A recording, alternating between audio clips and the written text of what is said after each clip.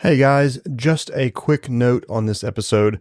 I'm away on holidays and I'm up in a beach unit in Mooloolaba, and so the sound quality on this episode is going to be less than desired because I'm literally in a closet in this unit. And so I'm making the best I have, but I want to get this episode out to you guys. So just a quick note on that, and here is today's episode. Hello, insiders, and welcome to another episode of The Inside Job with Philip Cox. This is going to be a fun one. This one was learned on the ground just a few days ago, and I decided to write about it.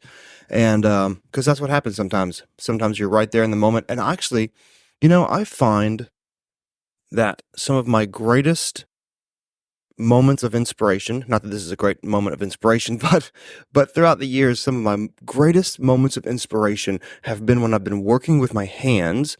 And that's really frustrating because I don't always like working with my hands.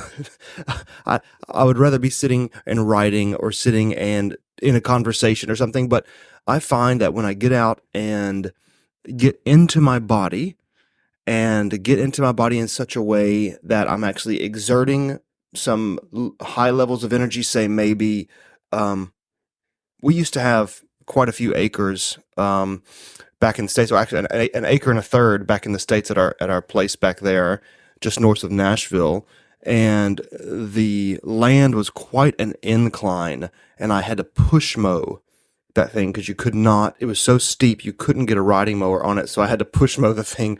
And as difficult as that was, whenever I would be push mowing, those would be the moments that I have the deepest insights into my own spiritual life. I would see analogies or metaphors or rituals, all this stuff we're talking about. And it would often come, for me at least, when I would actually get out and do something. I remember working with a guy once. I had been doing spiritual direction with him, and he had just moved. He'd gone through a divorce, and he'd just moved into a new house, and he was really struggling. And we had spent a lot of time working, trying to bring him to presence, and it just, not a lot was sticking. I could say that, maybe. And he was just struggling to get into that. And I went to see his new house, and I noticed that the front gardens were quite a mess and were filled with weeds. And I must have gone over there for spiritual direction or something, because I remember telling him, you know what, let's have our session outside today. And he thought that was cool. And he thought we were going to sit on the front porch and just talk. But what I did was I got down into his gardens and I started pulling weeds. And I said, all right, jump down in here. This is our session today. And I made him pull weeds with me. and as we pulled weeds, we talked. And we kind of did the whole ritual thing of saying, the divine God being is wanting to pull some things out of you right now, and wanting to clear the ground to make way for something new, for something that's life-giving. Right now, your life feels like it's filled with weeds, and you just need to pull some things out to make space for something new. And it was probably, in 2 years of meeting or so, it was probably the most impactful, profound session that we had ever had together. So anyway, I encourage you, if you feel a little bit stuck, and say you're a head person or you're kind of primarily a heart person, that means you're either hyper analytical or very feely, and you feel a bit stuck, maybe the thing for you is to get into your body. Maybe you need to go for a run. Maybe you need to get out into your garden. Maybe you need to do a bit of boxing, or you need to go work out, or you need to do something to get out of your mind and into your body, out of your heart alone. You need all three, but we can get overemphasized in one or two, and we can have a bit of a blind spot. And sometimes for us head and heart people, we can have a bit of a blind spot to our body center. And so maybe for you, if you're feeling a bit stuck, you need to get into your body and do some hard work, which is always annoying to me because I don't really like it, but I always find it very inspiring and very invigorating to my soul. And so that is what happened on this post. And this I literally just did this the other week. And so I decided to write about it. And just a little note about this episode. I'm away on holidays with my family up in Mooloolaba, and we're having the greatest time. We are enjoying all the beautiful sights and sounds of the ocean, the beach, the plant and air life of the birds that are coming. We're also enjoying all the sights and sounds of three children who are constantly trying to, what appears to be, annihilating each other. And so with fights and arguments and our responses to those, which are not always the best responses, but that is part of the beauty of this journey we're on. And I'm actively learning. Please, for anybody that's listening, if for 1 second you think I'm some kind of amazing teacher or guru or something, not that you are thinking that, but you certainly should not be thinking that, because I can promise you, I have failed and failed and failed just in the last few days with the learning how to be present to these three little mini me's that are running around and mini Susas that are running around and echoing back, mirroring back to us our worst selves. And so we are working. I just got back from a beautiful walk with my daughter Aria, and I think I got some inspiration from that little chat that we had. And we walked up to the Colombian. If you're ever in Mooloolaba, go to the Colombian coffee shop. It is the best coffee I've had in Brisbane, and I look forward to coming up here every time because it is the greatest little shop. It's being overrun by construction right now, but they're still pumping it out every day, and I love them for it. So to today's post, which is what I learned at Steve's house, returning to the act of ritual, part 6. And yeah, we are actually going to get to some other stuff. We got some good things coming, spiritual formation stuff, stages of growth, ways we grow, power of story, some of my own take on Genesis 1. We're going to talk about the Enneagram. We're going to talk about consciousness. We're going to talk about all that stuff and more. But one more time, we're going to come back to this returning to the act of ritual because I just had that experience and I couldn't not write about it. So here we go. Returning to the act of ritual, part 6, what I learned at Steve's house. Thank God for autocorrect. My Pages software is getting a workout this morning due to my hands nonstop shaking. Now, why are my hands shaking? Good question. And thanks for caring about me, by the way. I'm fine. Is it because I spent 12 hours yesterday on my hands and knees sanding a grayed, weather-beaten deck, you ask? Why? Why, yes, it is. And were my back and hands fine when I got out of bed this morning? Why, no, indeed. No, indeed, they sure weren't. But gladly, I was able to stretch out my back relatively well. But my hands have yet to realize that the sander was put away hours ago. They just keep on buzzing and some sort of tradie aftershock, I presume. Now, why was I sanding a deck? Well, along with dadding and husbanding and drumming and pastoring and spiritually directing and writing and all those things, I still do the occasional painting and sanding little side project because, you got to fill those extra hours somehow. Right? I have no extra hours, but somehow I figure it out.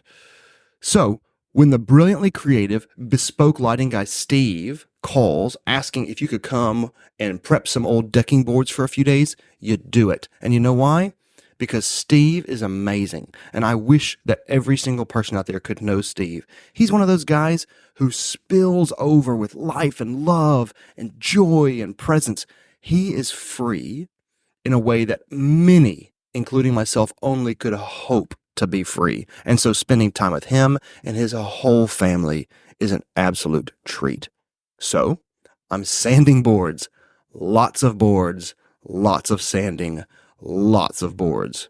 I wear out a sheet of 40 grit, I tear it out, reload, back to sanding, lots of boards. Now, to those who read my coffee post a few weeks back, you'll realize immediately that this rinse and repeat pattern is prime real estate for ritualization. And you're right. And so here we are.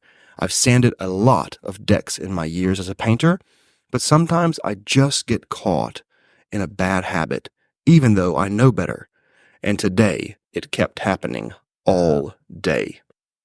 Someone told me years ago, the key is to not push down too hard when you're sanding. They said, you got to let the sandpaper and the sander do the work. Otherwise, you wear out both its grit and your grit before the job's done. And this thought kept coming back to me every time I found myself using too much pressure, moving too quickly, and then needing to go back over the spots where I wasn't letting Makita just do her thing. I wish I learned these lessons faster, and it's really annoying that I cannot learn and I keep making these same mistakes. So annoying, so often. That's life. The gift, of course, because there always is a gift, was that my continual relapses into overexertion taught me something. Or better yet, it reminded me of something important that I learned a long time ago, and I'm still trying to learn every day. Your job is to show up. I can still hear Todd's voice speaking to us as we sat, circled up in colorfully mismatched chairs at the convent outside of downtown Cincinnati. Show up and become friends with the silence, he'd say. The Spirit will do the heavy lifting. I was halfway through my training to become a spiritual director, and as a cohort of rookies, we were learning that the art of direction is more in the listening than the speaking, the more in the asking rather than the answering. But not unlike yesterday, I was proving to be a slow learner. And sanding those boards, I was thinking of Todd's words, and it made me wonder if I'm struggling this much right here with this sander, where am I straining too hard throughout the rest of my life? Where am I applying too much pressure? Where am I wearing myself thin by thinking that it's my job to do all the heavy lifting? It's not too hard with a sander to back off, relieve the pressure, and start again. But it feels more challenging in the rest of our life, our spiritual life. It's especially tough because the easiest thing to do is live in one extreme or the other. That it's all on me, or it's all on God. It's all grace, or it's all works. And you know, some people get really nervous when you start talking about having us do stuff in our spiritual formation process, practices like fasting and solitude and hospitality, Sabbath, generosity, etc. Like somehow God is going to get upstaged or something by our activity. The reality is we have work to do in our spiritual life. It's that simple. In his letter to the churches around Ephesus, Paul reminds them that they were rescued from their old lives through Christ's gift so that they could do good works. That's in Ephesians 2, verses 8 through 10. The great Dallas Willard often said that grace isn't opposed to effort, but it's opposed to earning. Effort is action, earning is attitude. Somehow I've earned, God now owes me something.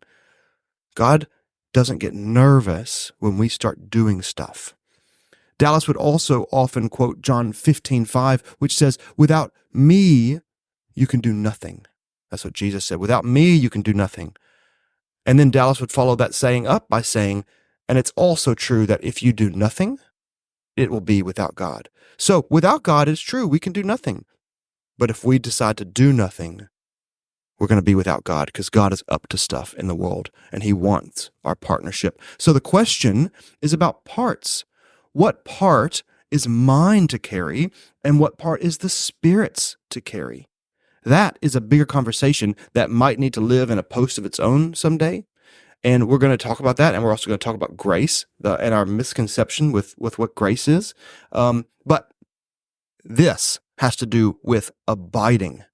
What the question of parts, what part's mine to carry, what parts is the Spirit's? Well, that question has to do with abiding and the fruit that comes from abiding with and abiding in Christ. When we're in the flow of that cooperation and relationship, it produces a certain kind of fruit in our life. Some of the features of that fruit are found in Galatians 5, which is famously called the fruit of the Spirit passage.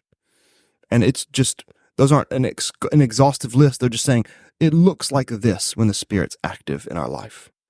And that's love, joy, peace, patience, long-suffering, kindness, goodness, faith. All of those things.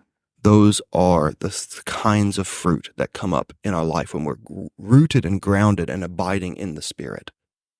So when we step out of that flow, when we take more on ourselves than we are meant to, we begin to feel weighed down and worn out. We don't have joy, peace, patience, long-suffering, kindness.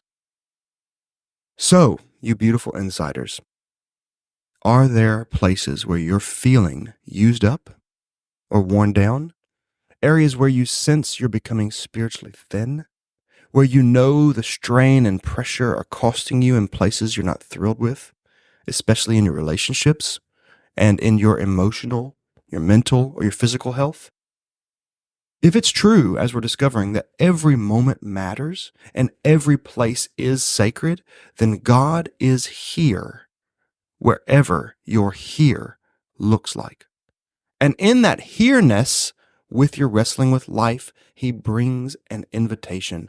And perhaps that invitation still sounds something like these ancient words from Jesus that we find in Matthew's Gospel, chapter 11, verses 28 through 30.